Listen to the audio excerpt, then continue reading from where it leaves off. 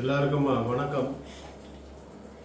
ஜனநாயக தமிழ் தேசிய கூட்டமைப்பு வடகிழக்கிலே நகரசபை பிரதேச சபைகளிலே சகல இடங்களிலும் போட்டியிட இருக்கிறது. யாழ்ப்பாணத்திலே சந்திரகுமாரோடு சரவணபவான் ஆகியோரோடு இணைந்து இந்த சபைகளிலே நாங்கள் போட்டியிட இருக்கின்றோம்.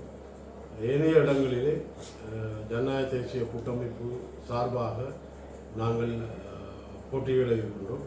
அந்த வகையிலே இன்றைக்கும் நாளைக்கும் எங்களுடைய வேட்புமனு தாக்கல் செய்வதற்கான பணத்தை கட்டுவதற்கான ஏற்பாடுகளை நாங்கள் செய்து வருகிறோம்.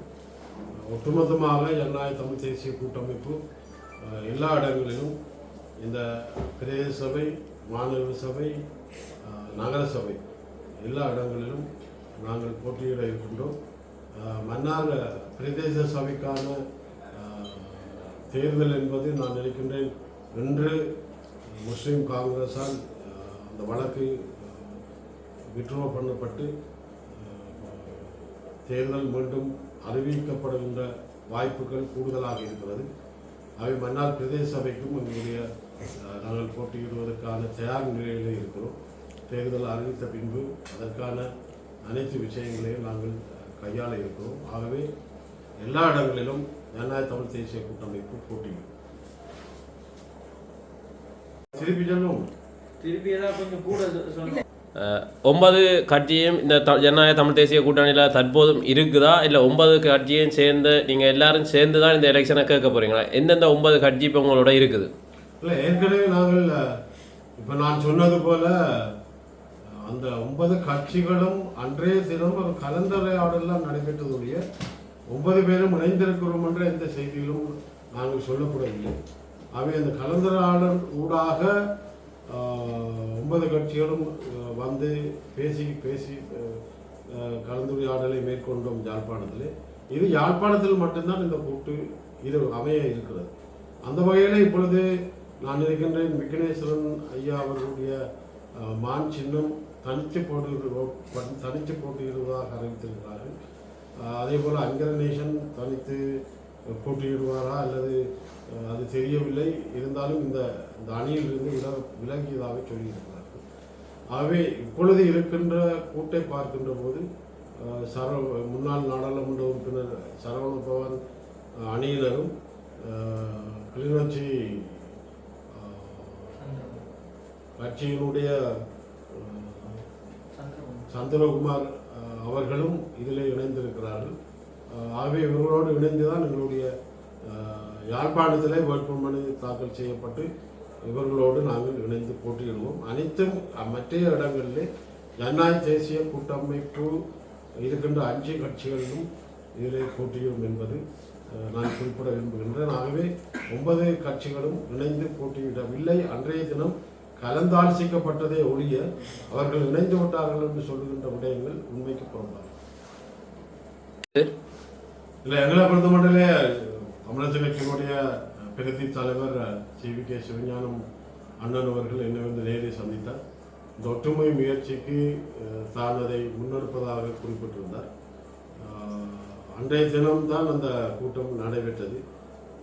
அவரும் அதை 9 கட்சிகளும் இணைந்து விட்டதாகத்தான் அவரும் அதை யோசித்து அதன் பிரகாரம் இந்த ஒற்றுமை முயற்சி இப்படி நடைபெறுவதால் பின்னடைவை கண்டிருக்கிறது என்று சொல்லியிருக்கிறார். எங்களை பொறுத்த மட்டும் அந்த நிகழ்வு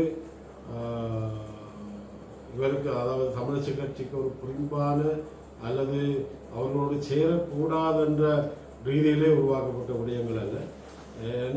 எங்களை பொறுத்த மட்டிலே ஒரு விடயத்தை நான் சொல்லியாக வேண்டும். இனியும் நாங்கள் பிரிந்து செல்லுகின்ற சூழல்கள் ஏற்படுமாக இருந்தால் எங்களுடைய மக்கள் எங்களை மன்னிக்க மாட்டார்கள். ஆகவே NPPக்கு கூடுதலான ஆசனங்கள் இந்த நாடாளுமன்ற தேர்தலில் கிடைத்திருக்கிறது. இந்த பிரதேச சபை, நகர சபைகள், மாநகர சபைகள் JVPயால் பிடிக்கப்படுமாக இருந்தால் மாகாண சபை எங்களை விட்டு போய்விடும் என்பது என்னுடைய கருத்து. ஆகவே தேசியத்துக்கு ஒரு சவால் இருக்கின்ற ஒரு நிலை தான் இப்பொழுது வடகிழக்கிலே காணப்படுகிறது. அந்த நிலை மாற்றப்பட வேண்டும் என்றால் ஒற்றுமையாக நாங்கள் செயல்பட வேண்டும். என்னை பொறுத்த மட்டிலே காலம் இப்பொழுது தேர்தல் அறிவிக்கப்பட்டிருக்கிறது. காலம் இந்த பேச்சுவார்த்தை நடத்தி ஒன்றாக போவதற்கான வாய்ப்புகள் குறைவாக இருக்கிறது. ஆகவே தமிழரசு கட்சி ஒரு முடிவை அறிவித்திருக்கிறால் தனித்து போட்டியிடுவதாக. நாங்களும் ஒற்றுமையாக நின்று போட்டியிட்டு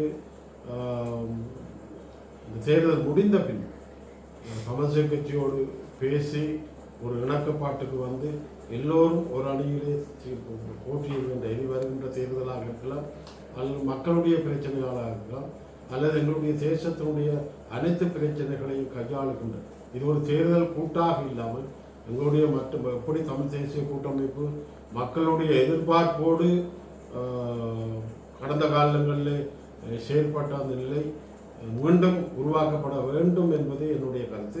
அது நிச்சயமாக நடைபெறக்கூடிய வாய்ப்புகள் காணப்படுகிறது. தமிழரசு கட்சியும் அதுக்கு ஒத்து வருவார்கள் என்றால் அவருடைய இப்பொழுது இருக்கின்ற நிலவரங்கள் ஒரு மாற்று நிலைமையை கண்டறியக்கூடியதாக இருக்கலாம். அவர்களும் உணர்ந்திருக்கிறார்கள் இந்த நாடாளுமன்ற தேர்தலின் பின்பு ஒற்றுமையாக வேண்டும் என்பதில்.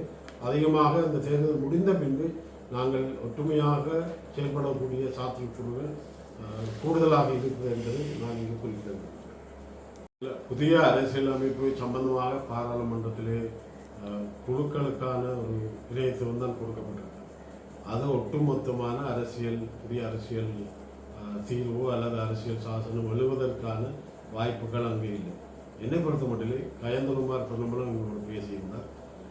இந்த அரசியல் தீர்வு சம்பந்தமாக தமிழ் கட்சிகள் ஒன்றாக இணைந்து ஒரு குரலிலே எங்களுடைய தீர்வு திட்டத்தை வைக்க வேண்டும் என்ற கோரிக்கை இழந்திருந்தது.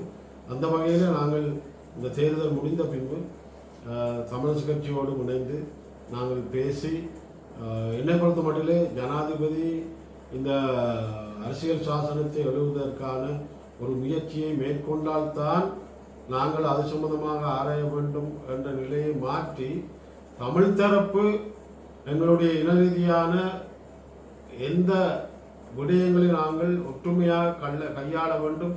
இந்த புதிய அரசியல் சாசனத்திலே எங்களுடைய கோரிக்கை என்னவாக இருக்க வேண்டும் என்று நாங்கள் ஒருமித்த கருத்தாக ஒரு அறிக்கையை நாங்கள் தயாரித்தோம் என்றால் அதை யார்கிட்டையும் கொடுக்கலாம், எந்த நேரத்திலும் கொடுக்கலாம், அதை முழுமையாக பயன்படுத்த முடியும். ஆகவே நாங்கள் தமிழரசு கட்சி சொல்லுகிறது இந்த ஜனாதிபதி அறிவித்த பின்பு பேசலாம் என்று. நான் என்ன பொறுத்த மட்டுமே எங்களுடைய அனைத்து கட்சிகள் தேசியத்தை நேசிக்கின்ற அனைத்து கட்சிகளுடைய கோரிக்கைகளும் சமஷ்டி முறையிலான தீர்வு என்பதுதான் பிரதானமாக இருக்கிறது. ஆகவே நாங்கள் ஒற்றுமையாக இப்பொழுதே ஒரு அரசியல் தீர்வு சம்பந்தமாக அரசாங்கத்துக்கு அல்லது அதை கோருகின்றவர்களுக்கு நாங்கள் கொடுப்பதற்கான சம்பவத்தை நாங்கள் இப்பொழுதே பேசி அதை தயாரித்து வைத்தோம் என்றால் நாங்கள் எந்த நேரத்திலும் அதை நாங்கள் பயன்படுத்த முடியும் என்பது என்னுடைய கருத்து. அவை தேர்தல் முடித்த பின்பு அதற்கான பேச்சுவார்த்தைகள் தொடரும்.